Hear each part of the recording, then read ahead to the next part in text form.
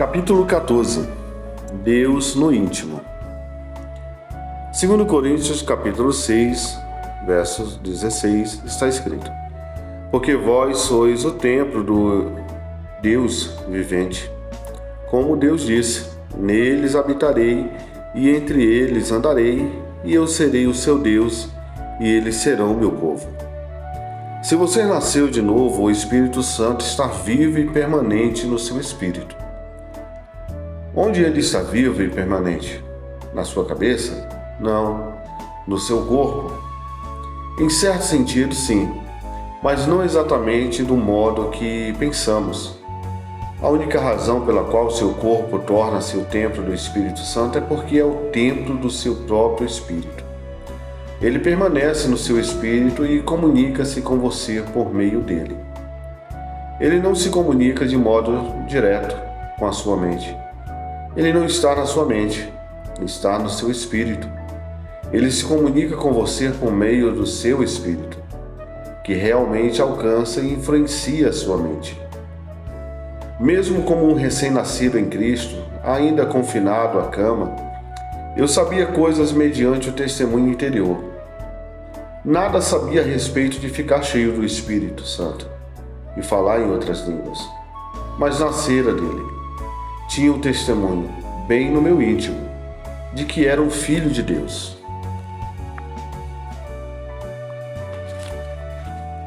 Tinha ficado confinado à cama mais de 4 meses, quando a minha mãe veio para o meu lado, dizendo: Filho, não quero perturbar você, mas alguma coisa está errada com o Dube. Dube é o meu irmão mais velho. Ele estava com 17 anos naquela ocasião e tinha ido embora. Não sabíamos exatamente onde estava. Ela sentia algo em seu espírito.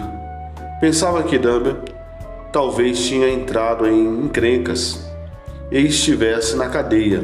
Ela disse: Faz 3 dias que estou orando por ele, mas preciso de ajuda. Eu disse: Mamãe, eu pensava que você tivesse problema suficiente comigo. Preso à cama há vários dias. Estou sabendo dos problemas de Dube. No entanto, ele não está na cadeia. Não é esse tipo de problema.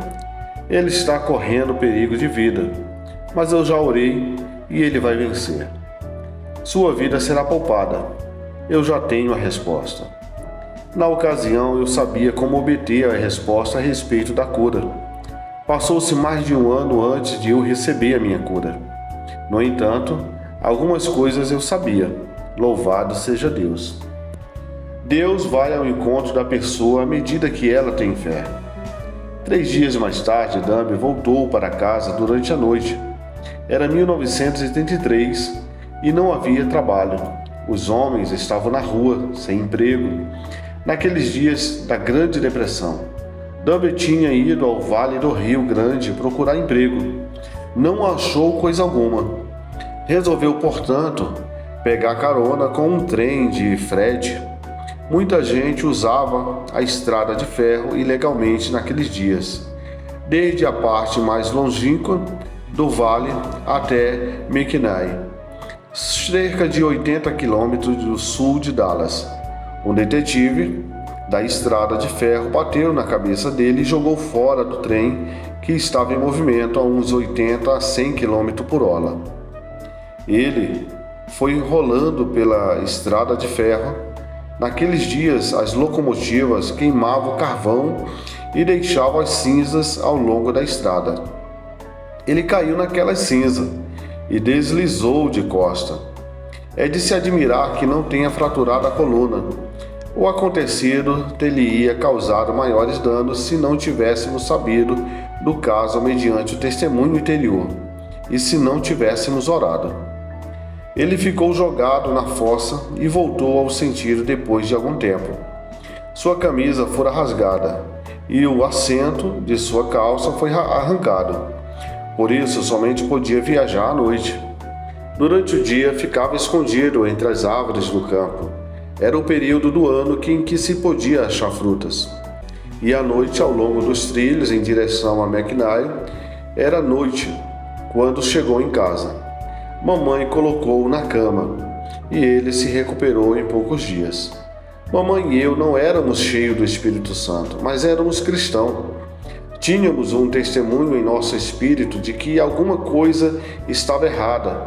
Era uma intuição. É algo que todos os cristãos devem desenvolver. Devemos desenvolver o nosso espírito. Um amigo meu, ministro do Evangelho pleno, sofreu em menos de 10 anos 3 acidentes graves de automóvel. Algumas pessoas morreram e os carros foram destruídos. A esposa dele quase morreu e ele ficou seriamente ferido. Ambos foram curados pela misericórdia de Deus. Ele me ouviu ensinar a respeito desses assuntos e me disse: Irmão Angel, cada um daqueles acidentes poderia ter sido evitado se eu tivesse aquela intuição. Contudo, em circunstâncias semelhantes, as pessoas dizem: não sei por que aquilo aconteceu a um cristão tão bom. Era um pregador. Os pregadores precisam aprender a ouvir o seu espírito, assim como você tem de aprender a escutar o seu. Depois atribui tudo a Deus e diz que ele o fez. Aquele pregador disse-me: se eu tivesse escutado aquela coisa interior, simplesmente tinha uma intuição de que algo estava para acontecer. Teria esperado um pouquinho e orado. Em vez disso, pensei: estou ocupado, não tenho tempo para orar. Muitas vezes, se tivéssemos esperado, Deus nos teria mostrado. Poderíamos ter evitado muitas coisas. No entanto, não vamos queixar-nos e lamentar-nos por causa dos fracassos do passado. Vamos simplesmente tomar posse daquilo que é nosso e cuidar para não deixar tais coisas acontecerem novamente. De qualquer jeito, nada podemos fazer em relação àquilo que já passou. Vamos começar a desenvolver o nosso espírito e aprender a escutá-lo. O Espírito Santo habita no seu espírito. É ele que capta as coisas do Espírito Santo e depois as passa para a sua mente mediante o testemunho interior. Jesus disse: se alguém me ama, guardará a minha palavra, e meu Pai o amará, e viveremos para ele e faremos dele morada. Em João, capítulo 14, versículo 23. Nessas passagens das Escrituras, Cristo está falando a respeito da vinda do Espírito Santo. Jesus é o Pai, na nossa pessoa do Espírito Santo, ele vem habitar em nós. Uma habitação é o lugar onde uma pessoa mora.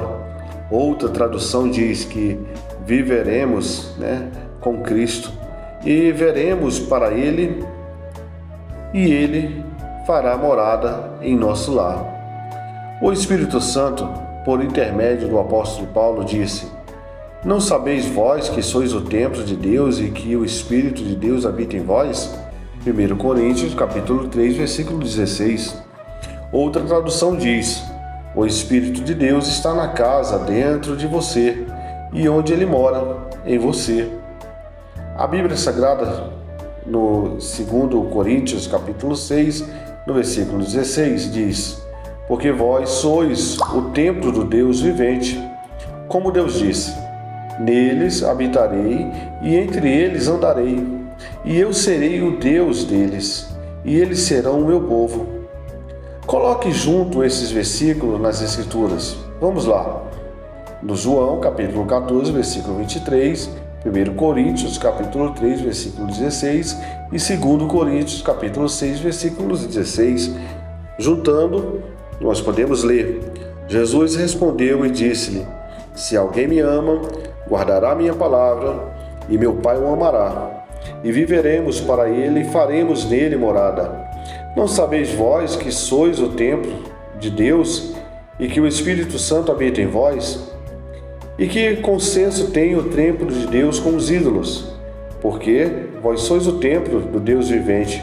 Como Deus disse: neles habitarei, e entre eles andarei, e eu serei o seu Deus, e eles serão o meu povo. Jamais chegamos ainda a sonhar, a sondar a profundidade daquilo que Deus realmente está dizendo. Eu habitarei neles, eu farei neles morada, eu andarei entre eles. Se Deus está habitando dentro de nós, e Ele está, logo é ali que Ele nos falará.